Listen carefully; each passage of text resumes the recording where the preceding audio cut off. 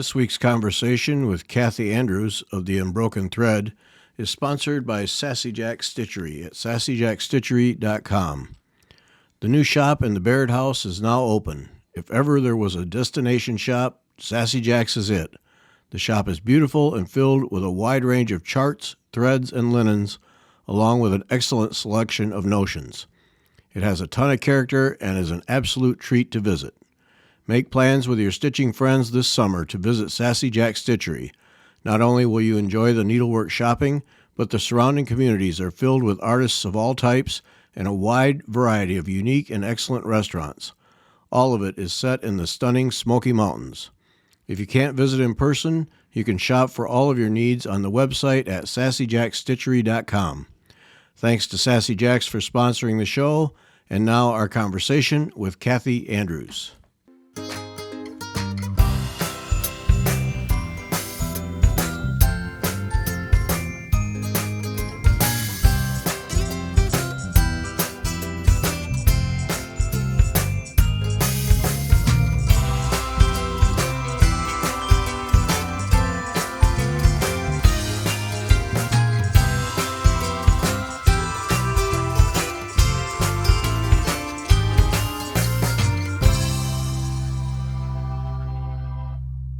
Welcome back. I'm Gary Parr.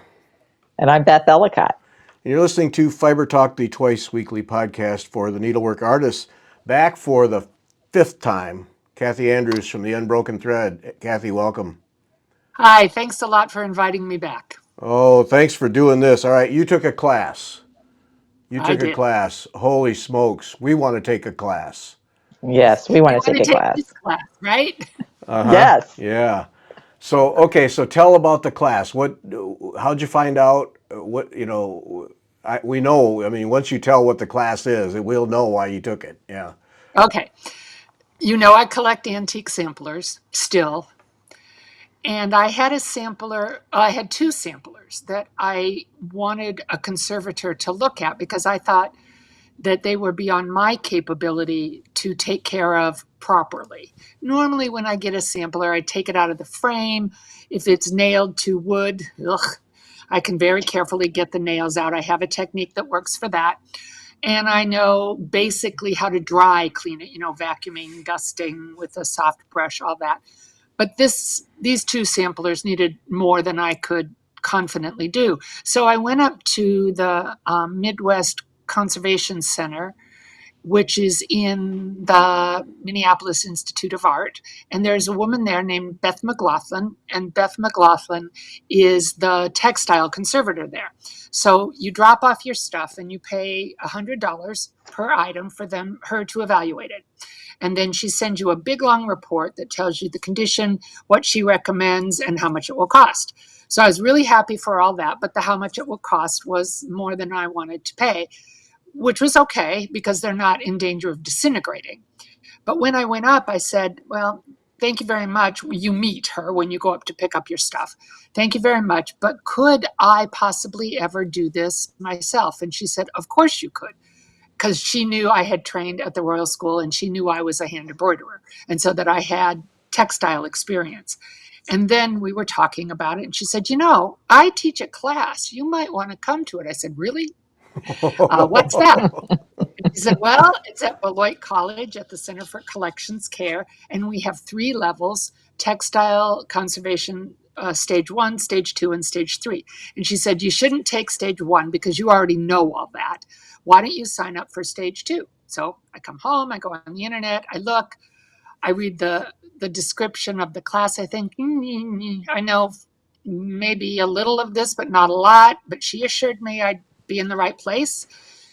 And as it turns out, she was right. So I applied. You have to send in an application. And by the way, they also have NEA, National Endowment for the Arts, scholarships. And I applied for one of those, which was wonderful. It paid not quite half of my tuition. Okay. And I was accepted, over the moon. And so we went. And that was in June. And I was that's not true. Myself and one other woman, and this was a first for the Center for Collections Care, were there not as employees of a museum. Everyone else was there either as an employee of a museum or of a library. And I mean, from all over the country, from Connecticut, from Iowa City, from out west. But I was there as an individual collector. And the other woman who was there, not working for a museum per se, works for a church. And she was in charge in her church of caring for the liturgical vestments. And that's why she was there, and her church had paid for her to come, which was smart.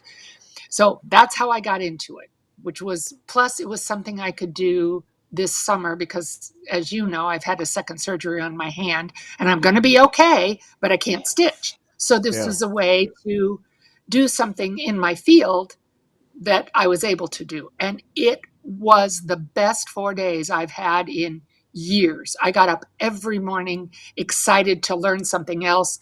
The time went by so fast, and such delight. Conservators are such delightful people. We had a great week. Well, and having museum people there must have added a really good dimension to the group. Absolutely, because my perspective, of course, is only embroidered textiles or embellished textiles, and with a specific eye to samplers. And the other people who were there have to deal with pre Columbian textiles, uh, textiles from Peru, textiles from the Middle East and Asia, of all different time periods. And so we discussed and learned about how to deal with all these different kinds of textiles and what to do to start the conservation process. And some of that, of course, doesn't apply directly to me with samplers, but it's good general knowledge to have.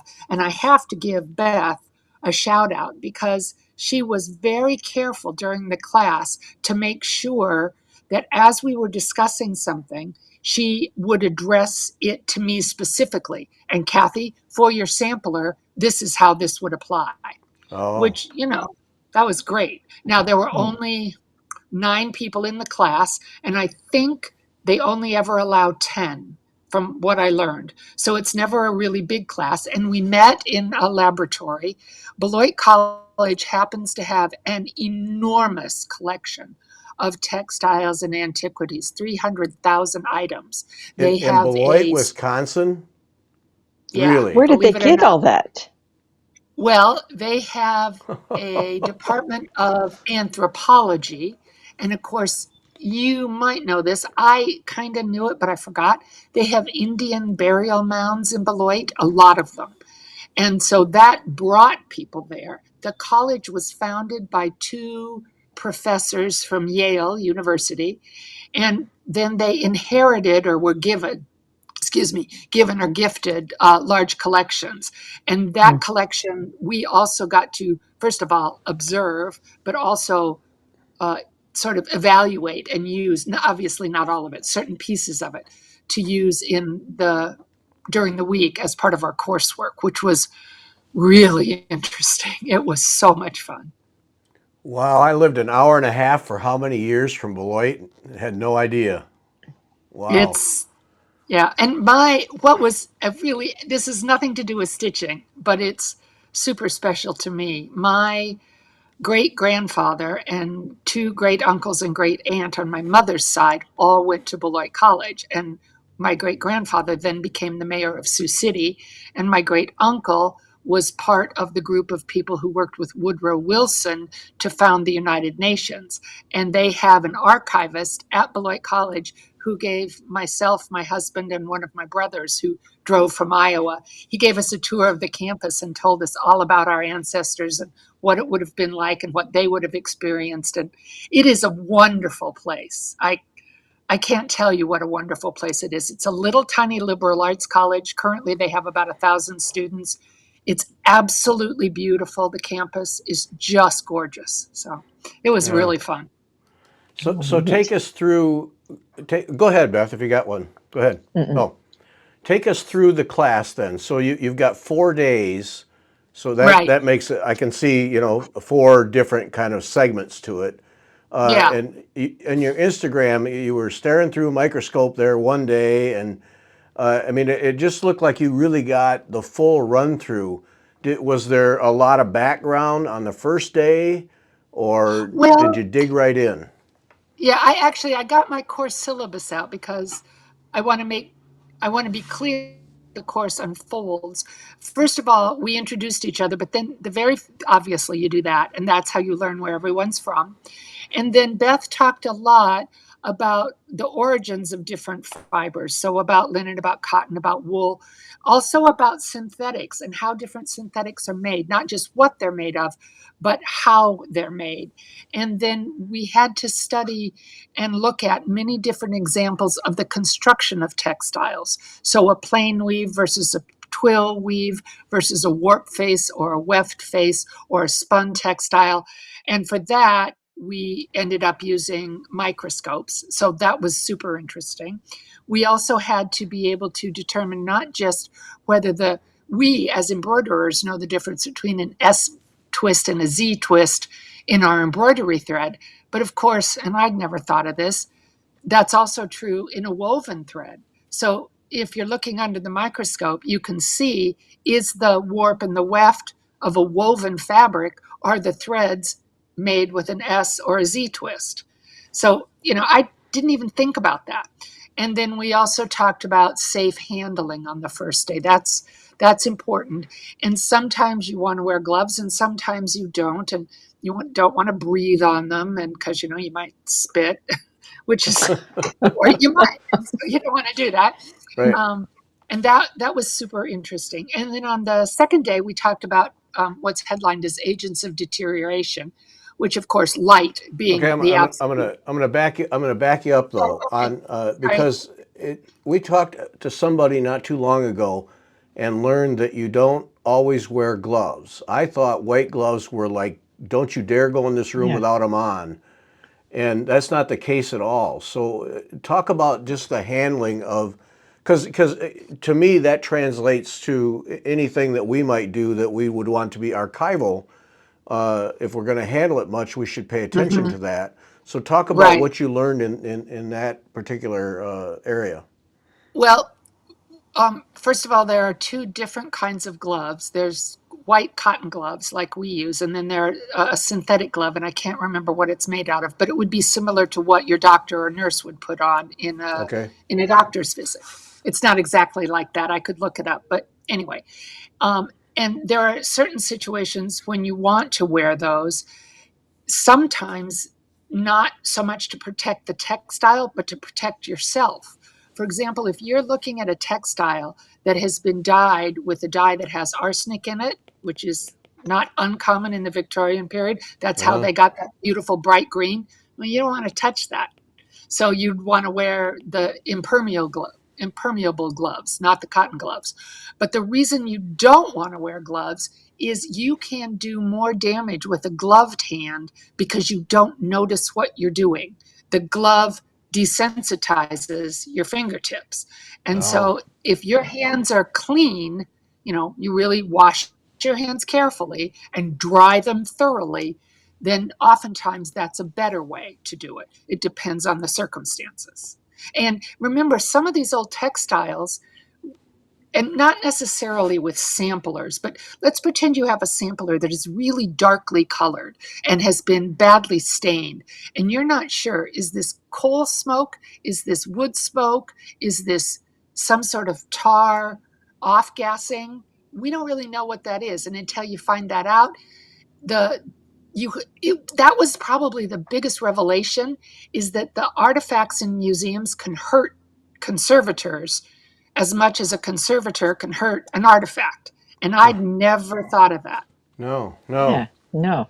No. Uh-uh. Yeah, Yeah. Interesting. So the majority of the time, no gloves? that's right. Yeah. Now, okay, so let's get to the washing. I mean, obviously, soap and water. Do we have some? I mean, these little things fascinate me. Yeah, Uh, just regular soap and water. okay. Rinse That's it all we well, had. dry, no lotion though. No, no Yeah. lotion. And the other thing is, and there's any, if you thought about it, you would realize it. Make sure your fingernails are either short or smooth, because if you have a Yeah. fingernail that's what do you call it, like snagged, you know how that happens. Well, that Mm-hmm. can snag the silk on a sampler, and you won't realize you're doing it. So, you want to just be smart. But Yeah. no, you don't put lotion on your hands. Absolutely do Yeah. not do that. I It's figured not, logical. but you know. Yeah, it's So logical. so in terms of how you've handled your samplers, did you have a moment in there where like, oh no, I should never have done that, or have you been pretty good about that? I've been pretty careful. But part of that is, I would like to say it's because I'm an innately brilliant human being, but that's not it. There's there's a website. There's a website. It's called Museum Textile Services (MTS), and the woman who writes that, she teaches level 3 that I'll be taking next year, and she has on that website a vast amount of free materials that you can Okay. download and read, and it's called Museum Textile Services (MTS). Um, Hold on, I don't think I have her name on As these. we all pause to write this down. Yeah, it's just museumtextiles.com. Okay. And Okay. she the stuff that she has is just incredible. She does have on her website the documents she uses for her class at the Center for Collections Care, but they're not linkable. They're there, but you have to sign up, be in the class to access them. Oh, So okay. I can't access those Yeah. either. But all the other things she has are wonderful. And she has links to quite a few things that are also in, I think it's the Canadian, believe it or not, the Canadian Park Service. Canadian conservation, because I think hold on, let me look at this. Government of Canada, Canadian Conservation Institute, that's what it's called. And they have a number of documents there. And if you read them, these are written by and for conservators, you'd be surprised what you can learn. Yeah. It's interesting.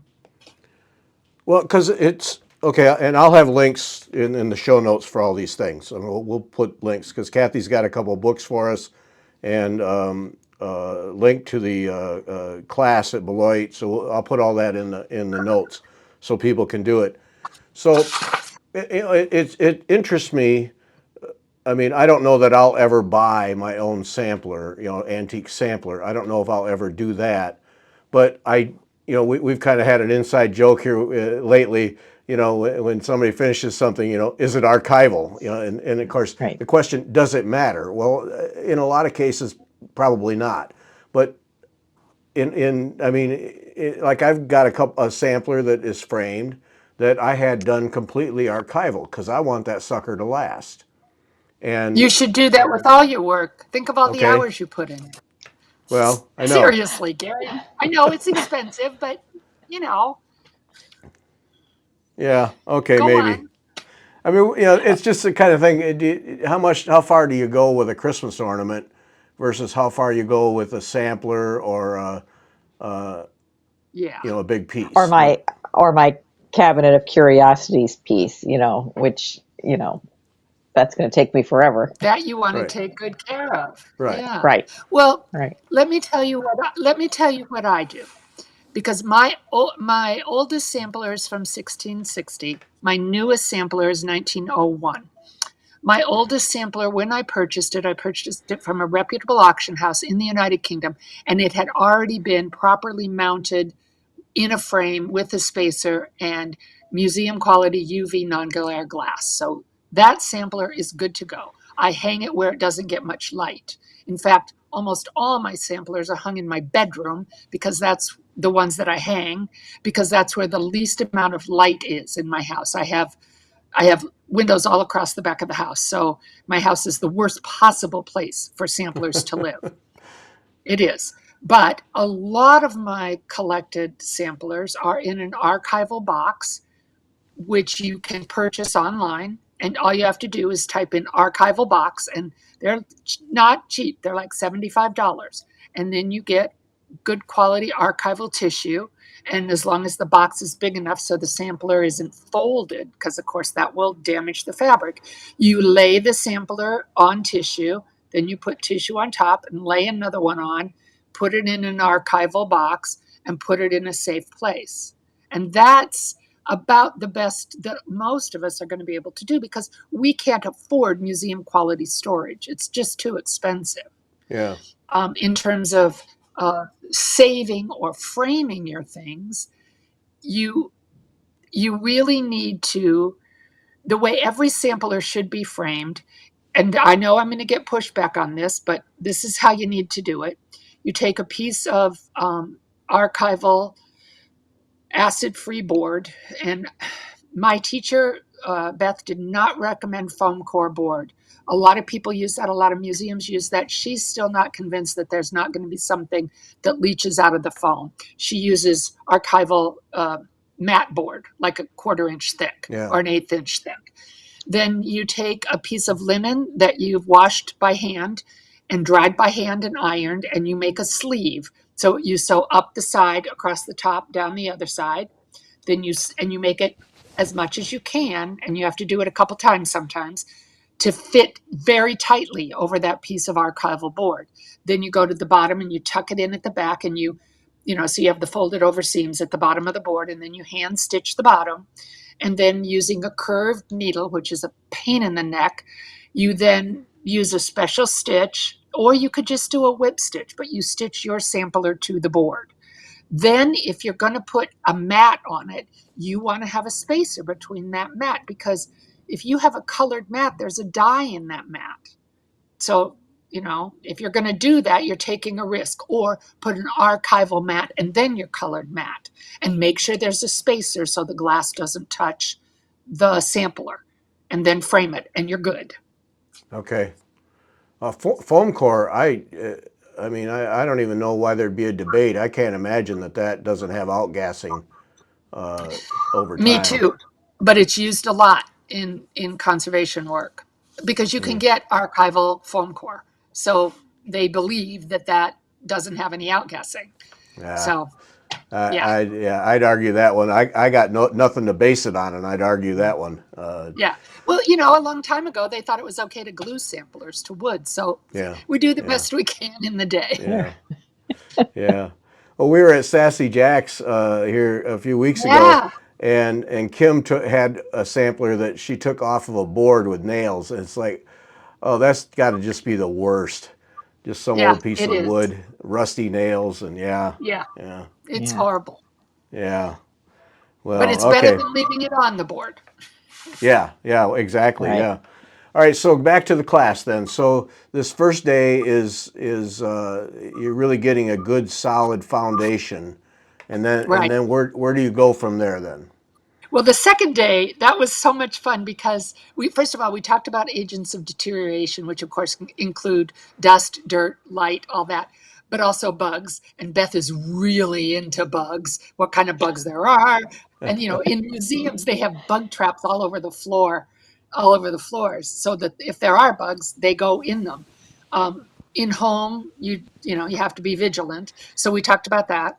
And then the next thing we did, which I found to be really fun, was to do documentation of a piece. And they have in their collection, I don't believe it's Beth's collection, but it might be, a whole set of doll clothes for about a 18-inch doll that were made in the 40s. And they are just the cutest things you ever saw. I did this little red jacket with little green buttons down the front. It was so cute. And so you get a tape measure from the Center for Collections Care, and you have to measure the dimensions and write them all down and talk about the fabric. Is it even weave, plain weave, twill? What kind of fabric is it? Then you have to note any ornaments, any like embroidery or buttons or snaps, fasteners, any of those things. Then you look for distinguishing stitching, like does it have darts? Does it not have darts? What shape is it? Does it have, all that stuff? How is it sewn? Is it machine sewn? Is it hand sewn? And then you look for any kind of damage, deterioration or damage, and you have to note that, and you measure in. There's a brown, what appears to be a brown stain this many inches from the left side and this many inches from the top, and you make all these notes, and there's like proper left, proper right. Anyway, you'll learn all that in the class. But that was hands down one of the most useful things, because I am now looking at my collection of samplers and making notes partly so I can make sure that if something starts to change, I know what it is. That I don't go, was that there before? I don't remember that. It must have been there before. When Yeah. maybe it wasn't, and it shows that I need to take action. So that was, and we Okay, just had so so much fun. so in this day and age of take a picture of everything with your phone, it's still in this world important that you document in writing and make those measurements so that there's no question and that Right. pictures. And you do photo documentation as well. You do Okay. both. But you don't just do photos, Okay. which you're right. I found that interesting. But part of that is that when you take a photograph, that means that whoever looks at the photograph has to see what you're seeing. And Right. just because it's there doesn't mean they'll see it. Right. Oh, Well, you write that's it down. yeah. See, and that goes to when I was doing photography all the time. One of the things I studied quite a bit because I thought I would try doing it is crime scene photography. And there's an awful lot that goes into that so that when people look in court at a crime photo, that there's no question this was positioned this way and so on and so forth. There's a lot that goes into that. So this is really the same kind of thing, just it doesn't Exactly. involve a crime. Yeah. Exactly. And I never thought about that about crime photography, but of course, it's exactly the same. You should have done that. That would have been cool. Yeah. Yeah. Yeah. We were raising Oh, kids, you know. Yeah, Midnight yeah, call there is by that. police to go photograph a scene was not going to work. So, No, not so no, much. no, And one of no. the things we also discussed are, have you ever seen in photographs on museum websites or other websites where they have like a color card that has different colors or right, different shades of gray? And the Okay. purpose of that is you put that next to your item, and then using, for example, Photoshop, you calibrate what you see on your computer based on those colors on those cards. And then no matter who looks at it, it's the best it can be considering that every computer has different calibration. right, right. So I haven't started to do that yet. Yeah. That's a No, next step. people who take photos of their needlework and are waiting for a sunny day, just get an 18% gray card from a Photoshop and put it down there, and then take a picture with the card laying on your piece, and then take it away and take the picture you want. Then in Photoshop or any of them, they have droppers, Yeah, and you just click on that, and that'll correct your colors for you. you're going Uh, to have to do a class on that, Gary, because yeah, I Yeah. understand the concept, but I don't know how to do yeah. it. It's really Yeah. straightforward, and then you can take them in pretty much any light. Yeah. Beth, Oh, you had I'd one? love to learn Oh, about that. Beth, well, Yeah. Yeah. I could Yes, do that. absolutely. Because I tried it the other day. I was like, I'm doing something wrong. I'm doing something wrong. Yeah, I normally just put a piece of white paper next to whatever I'm taking a photograph of and make sure the white is in, and then it gets pretty close to the right color. But yeah, yeah. That's a way to cheat it. But the gray gives you that mid-tone, and then mhm. when you click on that in whatever photo processing thing, it knows what to do with it. Then your whites should come out white and your blacks should come out black. You might have to adjust a little bit, but we're going to have to get on Zoom and we can do screen share and you can show me that. okay, Because Yes. okay. you Yeah. talk about it and I'm going, yeah, I know about the eyedropper, but I don't understand. Oh, yeah, I Yeah. could I could Yeah. do We got it. to Yeah, see again. yeah, and yeah. For anybody Okay. who's doing that, if you want dead black, go in the shadows, in the shadow, right, like the very edge of a piece of needlework where the shadow is, the edge shadow, and get right in there, right next to it, like a pixel or two away from the needlework. That's your blackest black, almost every time. Oh, Yeah, cool. yeah. Little You know, tricks. Gary, seriously, that would be really useful to a lot of us. We Yeah. should think about doing a class about that. Like all of Yeah. the women who are in Fiber Forum at EGA, not only women, that was a total misspeaking. People who are in Fiber Forum, they have to submit photographs of their work and they have to be professional quality photographs. In other words, correct. And we keep getting told ways to do it, but nobody has taught us that yet. If you ever Oh, want to do that as a class, you could charge it, people would pay. oh, Yeah. I think of all the sampler covers we get that they just don't look like the right. sampler, or Yeah. That's right. it's it. Oh, Gary, you've got a class. Okay. Well, I can You put it do. together. I've done it for thousands of photos, so it's I'll advertise it. okay. Beth, you had a question earlier. I cut you off. Now I don't remember because Now my you brain is. forgot. Now I forgot. Well, I do want to know what about humidity? Because we live where it's fairly humid. I know Kim Young was saying she lives where it's humid. Um, but I'm thinking Florida, any of those places. What does humidity do to these textiles? Doesn't that Well, totally destroy it? no, absolutely not. Mold, Mold. mold, or Oh, mold spores, or what's the other thing that happens? Is it mold on your bathroom ceiling? Is that what we call it? yeah. Uh, Yeah, okay. I was thinking of another Yeah. thing.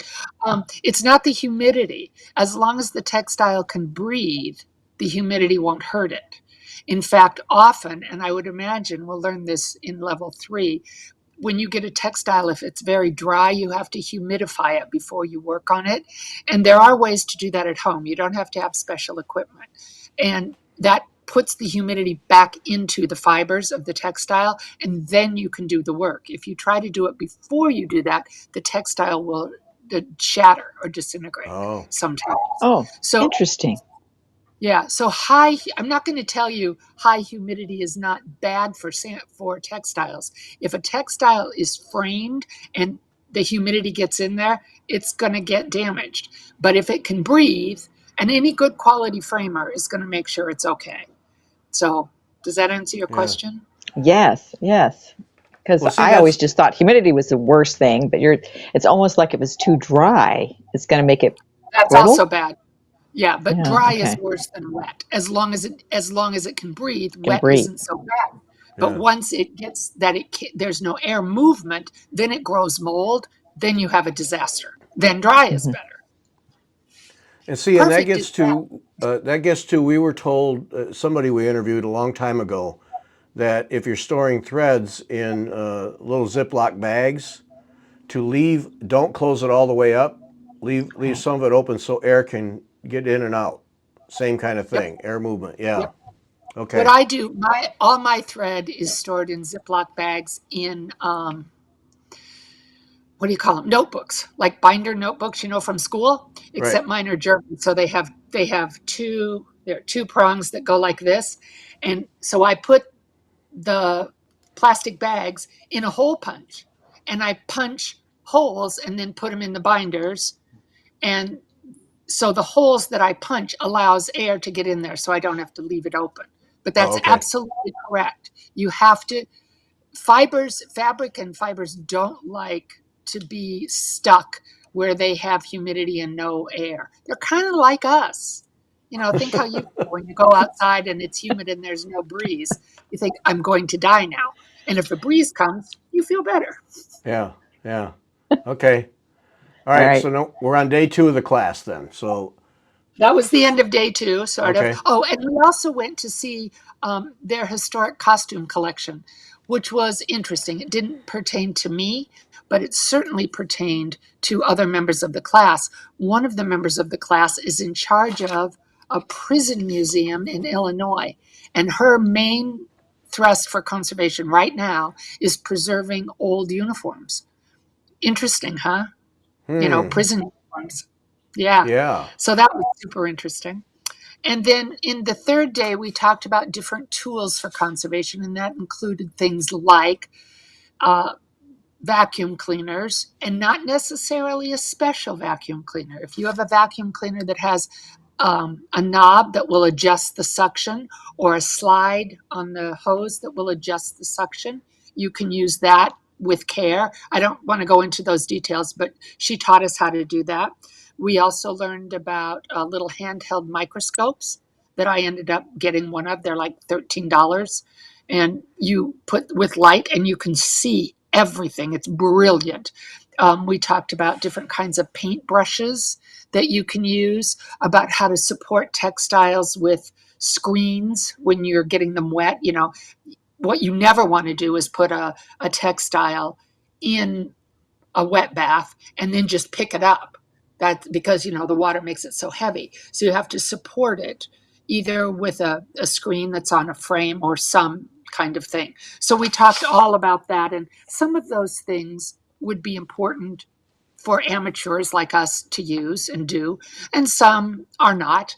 One of the things we talked about that was really interesting, and again, wouldn't pertain to us so much, but it was fascinating. They have a lot of textiles in their collection that are actually pieces of clothing. And if they're on a hanger, which some are, they're obviously on a padded hanger, but they make padded hangers using stockinette, which is exactly what I have over my hand to protect it right here from Mm-hmm. my brace. And so they buy yards of that and stuff it with cotton batting. And that's how they make padded hangers. But that's also how they make what looks for all the world just like a long stockinette hot dog. So when they have to fold something over, it's not really folded, it's draped over. So if, for example, you had a quilt that you didn't have room to spread out, you had to fold it because of storage issues. If you put one of these stockinette tubes that's stuffed with batting, that will help it from getting a crease, because where the crease in the fabric is where it's going to have stress and it'll break the fabric. Right. So that was super interesting. And on Well, that okay, day, all right, oh, back up on that, because we were talking about that in a show just recently. Someone asked about storing ground cloth, and yep, I mentioned that I like to store if I've removed the creases and ironed it. If I've gone through that process, then I'll wrap it around a piece of PVC pipe yep, and I, and then and put it in a bag, because I don't want to redo that. I don't want it to gain any creases. But now it makes me wonder, all these pieces of linen I have in a drawer in plastic bags that are folded up. You know how we buy them, and I do know. over time, should we come home after we've spent more money than we needed to at a shop and take those all out and roll them up into over some kind of a tube then? Yes, but Yeah. you have to make sure whatever you choose to roll it over isn't going to damage the fabric. But to be honest, in the amount of time that your fabric's going to sit rolled up over, say, PVC pipe, it's not going to be there long enough to do damage to the fabric. Right. Um, if I were you, I would get some sort of like stockinette or old socks, just something to put over the tube, because the end of that PVC pipe where it's been cut sometimes is not very smooth and you don't want to snag your linen. But my guess is that's not an issue. You can also hang it, and you can use a hanger and pad the bottom part and hang it, and then put like dry cleaning bags, because they're open at the bottom so Right. that the dust doesn't land on the fabric, but it still has room to breathe. Yeah. So yeah, that's a very good point, Gary, because that's sort of like pre-conservation. Well, but long term, that's difference making, Yeah, because absolutely. if you Yeah, haven't because haven't broken the threads, because I mean, we get linen from shops that's been folded for who knows how long, and and it's stuff's hard to been get the piled crease on out. top of it. Yeah, yeah. Yep, that's right. So And I know, I think there was somebody who had a big stash of linen, and it was in a room that was getting, she didn't think it was getting a lot of light, but it was getting enough light that it faded. You could see it. She opened it up and she said, "Here, this is what it looked like." And you could That's see right. where the light had hit it. It was overdyed fabric that she had bought, and you could see the definite Yep, um, change in the coloring, the yep. coloration.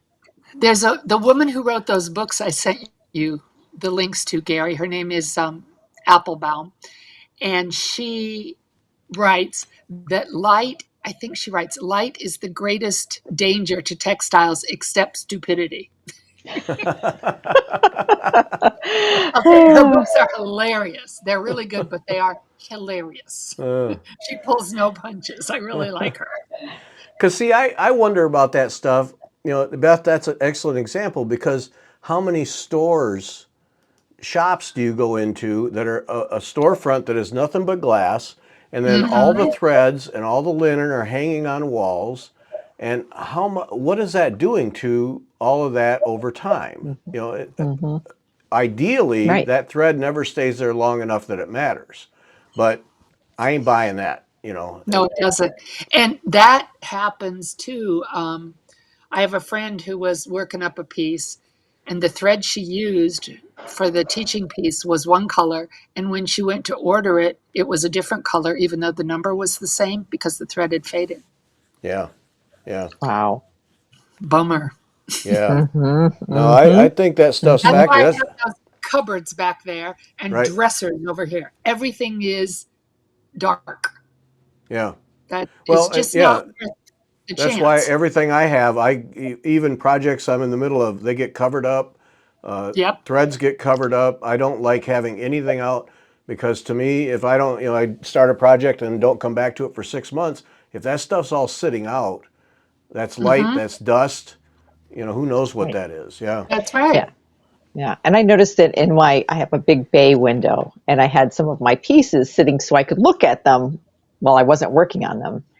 But the sun was coming right through, and the harsh summer sun, even though it was in the afternoon, later in the evening, I was like, it was hitting my pieces, and I was like, I either need to close the window or move my pieces because Yeah. this ain't gonna work. Yeah. Yeah.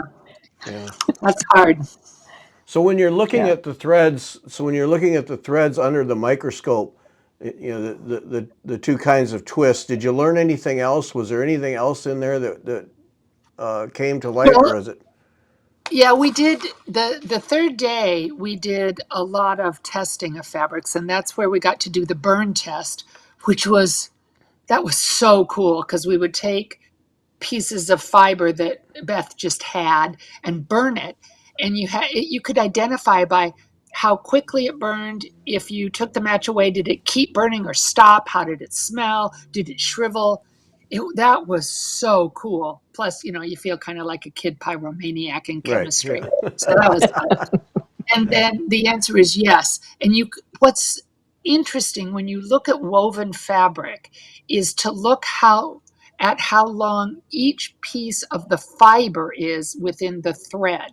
So sometimes you'll see a piece of a fiber, so like the thick part, and it's made up of long strands, like filament silk, right? Yeah. And how that's really long. And then other times you look under the microscope and you see short, really short ones, and they're all twisted together. So it wasn't a matter of that necessarily, at least at this level, taught me how to change how I care for things. It was more a matter of understanding what you're looking at. And part of that comes into play if you're trying to determine the age of something. And you know that if I gave you two samplers, one that was made to look antique, on purpose aged but new, and one that was old, what would be the first thing you looked at to determine which was which? Well, I'd go to the back. Maybe I'm not following you. Well, how would you know which one was older? The difference between the front and the back? No. No? The feel of the fiber, the fabric. Right. I The mean, you're right, Mary. The old one, if it was faded, right, the front would be faded and the back would not be. But Yeah. let's pretend the old one was in perfect condition and the new one was, frankly, a cheat, a fraud. The best way is the linen because we can't get, and nobody makes, an uneven linen, which is what almost all antique samplers are woven on. Oh. The warp and the weft is not the same count. The other thing is if you look at how the linen is processed, so if you look at each fiber, it looks really different when it's old from when it's new. And that was interesting to me because linen now is processed by machines in factories. A long time ago, when some of these really old samplers were stitched on linen, all of that work was done at home. All of it. The harvesting, the pounding of the linen, all of it was done at home. So it has a very different look. It is so interesting to learn about that stuff and Yeah. about wool. And that was the really cool thing. When we looked at the wool thread, we could see the little barbs. You know how there are barbs on wool? Right. And that's Mm-hmm. wash a sweater and the wrong way it shrinks. And that was really interesting because you don't really see that with your naked eye. It was Yeah. so fun. Oh, Wow. and you're gonna make me want to take out my microscope. I think I still have my kid's microscope from when we homeschooled, and it's like, okay, I'm gonna go Dude, start pulling threads out. yeah, Oh, yeah. it is really interesting to look at it. And even if you don't apply the knowledge, just being aware of it is so interesting. Like, oh, that's okay. That's how it looks. That's how it's made. Yeah, I really like that. And then you commented on Instagram that you thought that learning the weaving was going to be helpful for your Really conservation. helpful. And here's Beth was so brilliant. This is my little sample. It's hilarious. Um, she gave us a card like this, and the warp is vertical on this. Normally, you think of the warp being horizontal, but in this case, our warp was vertical. And no, that's wrong. The warp is vertical usually, and the weft goes left to right. So down here is the middle one is a plain weave, and we did it far enough apart so we could see. But that's what a plain weave is, which is basically over, under, next row, under, over. And then we did what's called weft faced. And then we did what's called on the back is warp faced.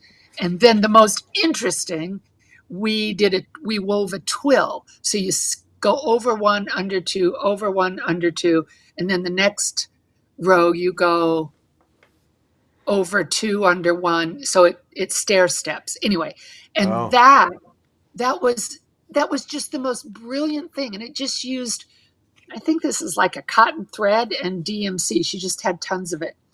But actually physically doing the weaving made you have a deeper understanding of what it was about, because you don't have to have a whole loom to understand. This little card was enough, but it was really interesting. Is that what you were asking about, I assume? Yes, I was, because weaving has been intriguing me, and I wanted, and you were playing around with it, and made me think, oh, see another reason to try this new technique. Yeah. So when are you If you- ordering that loom, Beth?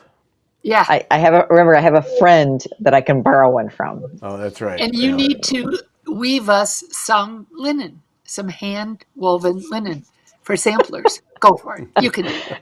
Yeah, no problem. Yeah. At 52 Well, count, right? Yeah, I mean, that whole aspect of it, though, just the little bit we did with Jennifer spinning at Kim's place, it really, for me, just opened up my mind in terms of better understanding of how these threads are put together, and just trying to get that wool to lengthen out so you could spin it, and then watching Jennifer just go through it like Zoop. it's nothing. Yeah. Yeah. But you really We start to appreciate that this thread, there's more to this thread than just string that we stitch with, Yeah, we Beth had us also spin. She gave us all wool, and we did.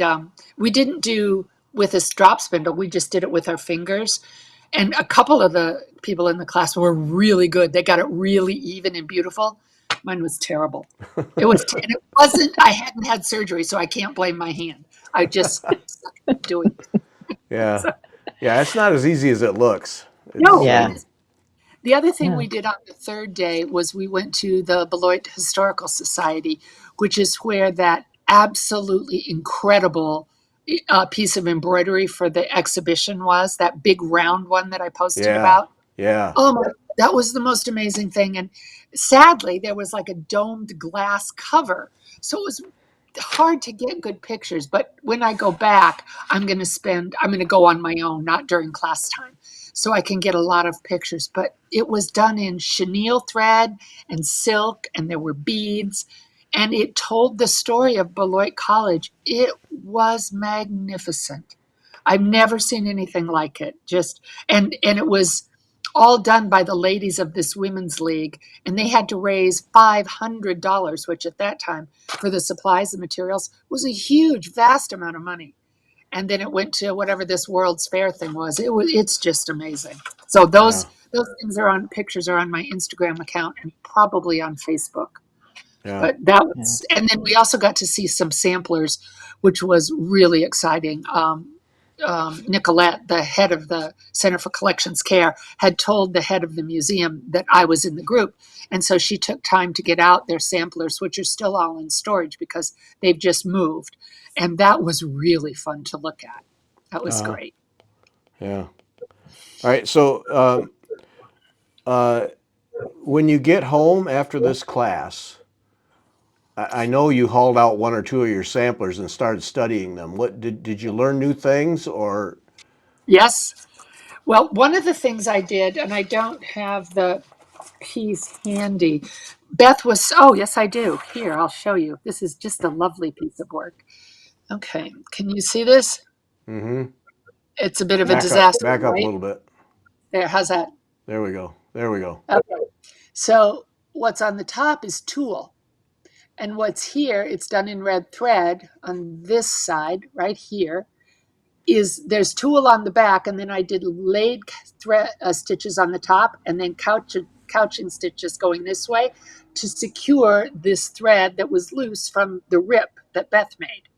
And this is how I can repair and stabilize some holes in some of my samplers, because you don't want to reweave the linen, but you need to make sure the frayed edges of the holes are stabilized. So you use tulle fabric and this particular technique. And that's one of the things I haven't done it yet because I have to be able to stitch more finely than I can right now. But that's one of the things I'll be doing right away, is taking care of those pieces. And that was a big reason why I went, is I Yeah. want to know how to care for things that are ripped. So that I came home. Then I also bought a little a blacklight flashlight, which, can you believe, the women in my class, they were all women. They were probably average age 30, but some were really young, 25. There might have been somebody who was 35. And none of them had gone to college and had a black light in their dorm room. So I'm thinking, seriously, you guys have missed the world of fun. So when Beth Wow. got out, I know, I felt so old. Beth Yeah. got out the black light flashlight, and we went back into the room where the collection is, and she got out a number of pieces for us to look at and shine the black light, and you can see different kinds of stains on the fabric that you might not see with your naked eye, but you can see them with the black light. You can also see where the fiber is synthetic versus natural. So if somebody's repaired a sampler with what you suspect is not it's not original, it's a new thing, you can also find that out. The black light's really good. So of course I took lots of my samplers in and shut the doors and pulled the curtains and which is cool. And shined it on my teeth for my grandchildren who thought that was weird. Yeah. Grandma, Yeah. so yes, I know. Yeah. So that was Oh, fun. we do that watching Jeopardy. There'll be a question, and all three of them will just have this baffled look on our face, and Margaret and I will say, "You're just too young. You're too young." Yeah. Yeah, Yeah. right. You Too know. young, too young. You have Yeah. no clue, no Yeah. clue. Yeah. In fact, my niece had found some like little green things from the 70s, and I said, "You ought to get a black light and see if they glow. They might Yeah. have Yeah. uranium." And Right. and she got this confused look on her face, like, "What are you talking about, Aunt Beth?" And I'm like, Yeah. "Yeah, they might glow with uranium glass. Get a black light." Yeah. So that was interesting. The other thing is I have these amazing plexiglass sort of frames that a woman in my town made for me. It's called Country Plastics, and it's a piece of plexiglass, and then there's a piece of plexiglass inside that looks like a mat.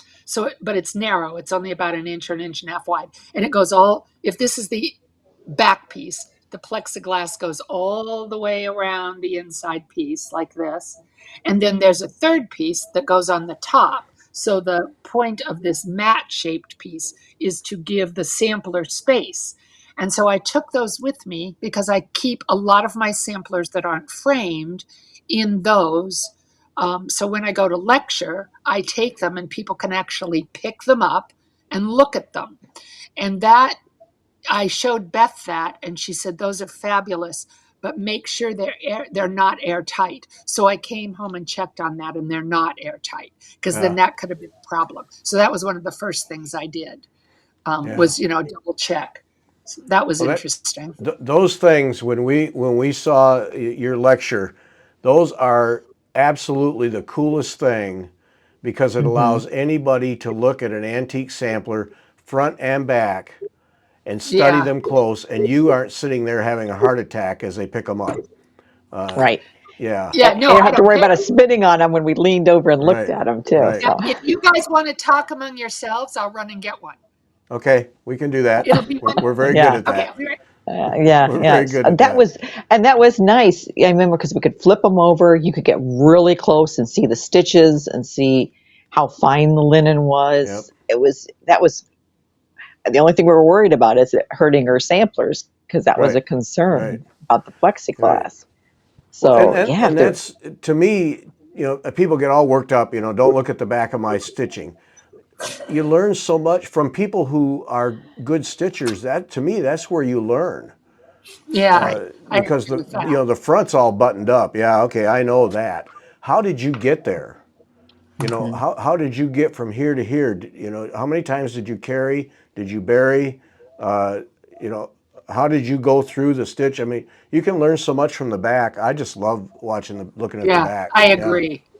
And yeah, also, when you look at a sampler that a little girl has made at the back, you can see, well, wasn't she misprecise? Or, oh my goodness, she right, didn't care at all. right, exactly. Yeah, Flavor of the child. yep, So, okay, Right. so here's what they look like. And the great thing is that she makes, although you can't, here, I'll go this way. You can't tell, but the front is actually non-glare. And then you can see up here, you can see the outline of where that piece is in the middle. right, And yep, that's what separates. And then there are a little special screws to hold them together. And this piece actually is a really good example of the kind of hole that I'm going to have to stabilize. Do you see yeah, that? And yep, this sampler is from 1753. It has the Paternoster in Latin on it, the Lord's Prayer in oh, Mm. Latin. And then Ooh. here is the back. And I know there's a lot of glare because, let me see, how did I have it before? There, because of all my windows. There you go. Now you can see yeah, it pretty well, right? yep, wow, And so, yeah, and see this little girl, look in the top corner. right. She Oh, was I know. dancing. That's the Look at fun. those heads. Yeah, She was, who so these, cares? um, the people from museums were really excited about these because this is another way to make a museum exhibition a lot more accessible to people because people love to look at samplers, but like you guys said, what you loved the most about my talk was being able to pick something up and look at the back and really get close to it. And Mhm. that was really exciting for me to be able to contribute that to the group. And the things I learned from the group were amazing. It was really fun to be part of a group of people who had so much more knowledge than I did Yeah, about something, because usually I'm the teacher. And that doesn't mean I have more knowledge, but I'm in the position of teaching, not learning. And it was so lovely to just be the student. I loved that. yeah. Well, I was curious in a room full of museum people, what kinds of things you pick up just in the general conversation. There must have been things that, and to make you Yeah. recall them right now is probably unfair, No, but it was interesting because, for one thing, that I learned is that the conservationist in a museum is sometimes not listened to, and that conservation is a balancing act between making sure the piece isn't damaged and allowing the piece to be displayed. And I had not thought of that. That when a curator who curates an exhibit comes through and says, I want this, this, this, this, and then the conservation expert has to, first of all, assess where that piece is in terms of its health. Is it yeah, is it okay to put it out for the public under light with lots of people going by? And then sometimes a curator will say, I want everything mounted on gray fabric. Let's just pretend, not necessarily samplers, just a whole bunch of stuff. And they're saying, no, you can't do that with this and this and this because you can't unmount it from its current mounting, it will damage it. And there's some conflict there. And it had, we go to museums, we look at things in museums, we admire them and we appreciate them, but how many of us really have thought about what goes into it? yeah, Not Mhm. me. yeah, And one of the most useful things, and I'll send this, Gary, in an email. one of the things we talked about the last day was cataloging. How do you catalog your collection? And there is a program called Catalog It, one word, and it's spelled Cataloge. There's no U in the catalog. And it's free to use if you have 50 or fewer items. It's an amazing piece of software. It's amazing. And I've uploaded all my samplers on it. It has places to enter everything you ever wanted to know about any document. Not only would it work for samplers, it works for archives of paperwork. So like if you have family documents that you want to keep somewhere safe in addition to having the real thing, it would work for photographs. I mean, it's just an amazing thing. And then if you want more than 50 items, you have to pay because you're using their storage space, their server space. And that's fair, that I'm Sure. but that was also really interesting to learn from, especially there were two women from Iowa City. One was from the museum and one was from the library. And so they were both there to learn about conservation, but they were approaching it very differently because, serving books and people want to get out books that maybe you have to be super careful about reading, blah, blah, blah. So that was interesting to listen to. And I think it gave me a much greater and broader appreciation for the care of things, not just that we all do of our own family items, but that are done on behalf of our culture and all cultures in museums. Because things that are handmade, those carry more value than the item. They carry more history than the item. They carry the history of the person.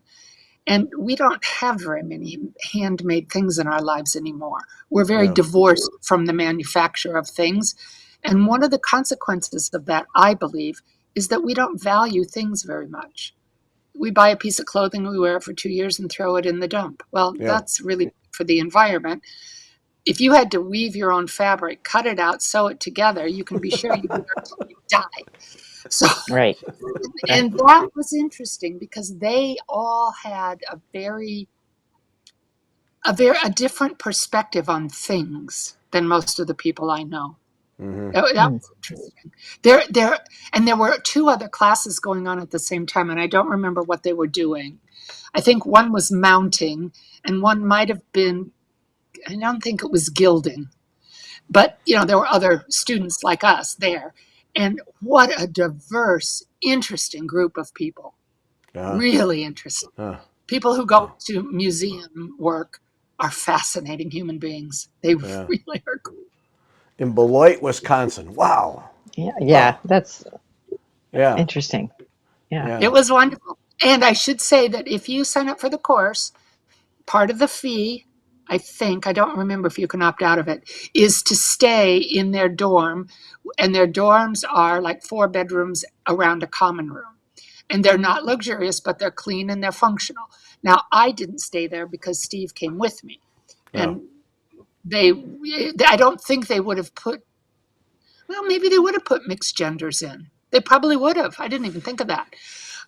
So we stayed in a hotel, but your registration payment also includes, or your payment for the class includes food. And let me tell you, it's been a long time since I've eaten in a dormitory cafeteria. This food was amazing. They had homemade potato chips one day. It's like, are you kidding me? In a college? Yes. What the heck? I got cheated. What? Come on. I know. They had absolutely fabulous Indian food. It was just amazing. So that was really fun. Wow. Oh, nice. We got Frito-Lay cast-offs for chips, Yeah. Come on. Yeah. I just remember it was bad. Yeah. Casseroles. Yeah. Oh, yeah. But I think one of the things I want to talk about before we finish up is that Nicolette Meyer, when I was there, she pulled me aside to talk to one of the deans because I was the first person that had come who wasn't in a museum. And I was obviously extremely enthusiastic. So he's asking me why I came, and I told him. And then I said, I think you guys should offer a course for collectors of samplers because I know so many people who buy an antique sampler and they don't know what to do to make it safe but there's no conservator in their area. They don't want to send it away, or they can't afford a conservator, which is possible, but they could do something to make it safer, maybe not perfect, but better. So we talked about it for 20 minutes. He was, well, first of all, he said, really, there are people like that? Yeah, there really Yeah. are. A Yeah. lot of them. Yeah. Yeah. And so I know, Gary, you're going to put a link in the show notes to a survey, but I talked to Nicolette on Monday this week to make sure that it was okay to put the survey out, because I didn't want to get a lot of positive responses and then for them to say, no, we can't do that class. She said the opposite. She said, this is going to be great. I really hope we can do this class. So we have to have a certain number of people who are interested. And then I don't know if it'll be next summer or the summer after. That kind of depends on the instructors. Yeah. And I would imagine they would hire one of the two people who currently teaches the textile conservation course, either the person I had or the person I will have next year. But if people are interested and are willing to travel, and you can get an idea of the cost by looking at the Beloit Center for Conservation Care website, they tell you the cost of the class. And so if people would fill that out, if they're interested, that'll give us a really good idea of whether or not it's worth a try to have that class. And they will meet in the summer because, of course, the college is used during the school year for their students. Right. Yeah. So it Right. has to be in the summer. Yeah. Well, and I could see it being of interest to shop owners, to framing groups, Yep. even some of the embroidery guild people Mhm. that are interested in that sort of textile conservation. Mhm. I see a great interest. Yeah, and they have, in addition to the textile classes, you talked about framers, they have a whole class on mounting, a whole class. They have a whole class on storage solutions. It the stuff their class on gilding, where you put gold leaf on a frame, the guy who teaches it is from the Netherlands, and he makes them make their own gesso from scratch. He is Really? hardcore. Yeah. I've never done Wouldn't that. that That'd be be fun. I know. I think it would be too. There's our summer's Gary's best for the next 3 Oh, years. I can just see Beth right now. Yeah. Beth and gilding Max. everything. Yeah. Yeah. Beth and Max next summer with the camper on campus. Yeah. She's Hmm. just immersed. Hmm. Yeah. You can see it You Yeah. happening. absolutely could do that in Beloit. I'm sure there are places for your camper. Oh, I bet there are. I bet there Yeah. are. And Max likes learning things too. So if there was a class he could take that at the same time, that would be great. That'd be Yeah. a And double it whammy. is just plain fun. I mean, Steve did train spotting while I was in class, but every day I'd get in the car when he'd come pick me up and talk a mile a minute because I was so excited. And he was like, really? I never knew that. That's cool. It would be a great experience. Yeah. Hmm. What our spouses learn that, Yeah. yeah. Whether they Yeah. want to or not. Right. That's right. Exactly. Right. Right. Okay. Two more things and then, oh yeah, we got to wrap up. A simple question. When we buy acid-free paper just through the normal whatever, is that sufficient or should we be looking for something else? She scrunches her nose and goes, Well, yuck. no, I'm not going yuck. That is a really hard question. There is a place called, I think it's called University Supply, and they supply museums, but everything costs a flipping fortune. So one of the things that you might want to do is look up a museum supply place online and see if you can determine the manufacturer of the tissue paper that they sell, and then see if that manufacturer is available at an outlet that doesn't charge as much money. Okay. But that is a problem, and I'm not going to tell you not to get it from China because I don't think that's accurate. I wouldn't say there's a country that produces bad quality tissue. I just don't know. I can write to Beth though, and she became a friend, and I could ask her and say, there are people who want to know where to get this stuff. And also, to be honest, Gary, as you are thinking about this, and Beth, as you are thinking about this, think about those kind of questions because those are things. I mean, there's a question like that on the survey, but those are the kind of things that need to be addressed in a class for people like us. Where do Yeah. we Hmm. buy the right kind of tissue paper without breaking the bank? And Right. how do we Right. know we're getting a good product? Well, see, that's and a real question. that's just it. I mean, that's such a simple thing. Acid-free paper says it on the label, Not but always. but yeah, can I believe that? And then you have a project, you wrap it in acid-free paper, shove it in a drawer, and forget about it. Did you really protect it? I don't know. Yeah, exactly. Yeah. Hold on, I'm trying to see if there's. I don't have anything in my notes specifically about that at Okay. all. So sorry, Yeah. but if That's you all want right. me to, I'll ask her. Yeah. Would you So please? Yeah. yeah, I will. I'll send her Yeah. an email and then send it to you. I'd be happy to. I'm sure she's happy to share that. Yeah. She's Because very generous. for those kinds of things, we have to get past the marketing. You know, Yeah, it happens with a lot of stuff that we expect it to be safe, but we don't really know. And yeah, a museum person would because they can't afford to make that mistake. So that's right. Well, yeah, my archival box I did get from University Supply. It comes flat packed and then you have to assemble it. hmm, And as I said, it was very expensive, but I chose to do it from there because I knew I was getting what I was paying for, that it yeah, was really an archival box. I have not bought tissue paper from there. I have ordered it from that large online retailer who sells everything under the sun. But I couldn't tell you if it's the right stuff. So, yeah, I will definitely follow up on that, yeah. Gary, and let you know. That's really, I should have asked that, and I didn't think about it. All right, So, Kathy, we need to do. wrap this up. Thanks for sharing all this. Wow, what a treat to be able to do that and to learn all that, and now come home and have a place to apply it all too. That's as important as anything. Yeah, I'm really lucky. Life has been really good to me. I yeah, have a guardian angel, so that's great. All right, thanks so much for doing that, and thanks everyone for listening.